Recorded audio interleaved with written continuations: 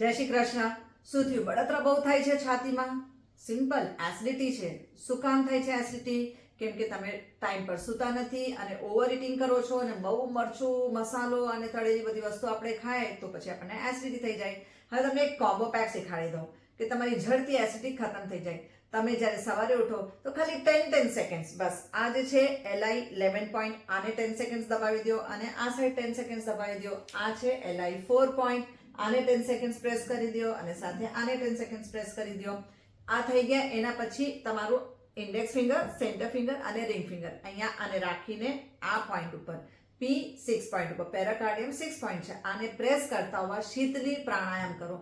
તમારી જીભ બહાર નીકાળીને હવા તમારે જીભથી લેવાની છે અને નાકથી શ્વાસ છોડવાનો છે.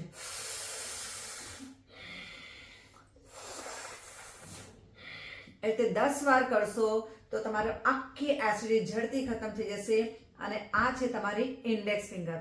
આ ઇન્ડેક્સ ફિંગર ઉપર જો તમને પેટમાં બળતરા થતી હોય તો દેશી ગાયનું ઘી અહીંયા ચોપડીને ખૂબ મસાજ કરજો રોજ. છાતીમાં બળતરા થતી હોય તો આ સેકન્ડ જોઈન્ટ ઉપર મસાજ કરજો. અને જો તમારા ગળા સુધી બળતરા થતી હોય તો તમારે ઇન્ડેક્સ ફિંગરની થર્ડ જોઈન્ટ ઉપર એટલે ઉપરના ફર્સ્ટ જોઈન્ટ ઉપર અહીંયા મસાજ કરજો. જો આખા ગળામાં બળે છે, છાતીએ બળે ને પેટે બળે તો ત્રણેય જોઈન્ટ ઉપર ઘીથી મસાજ કરજો.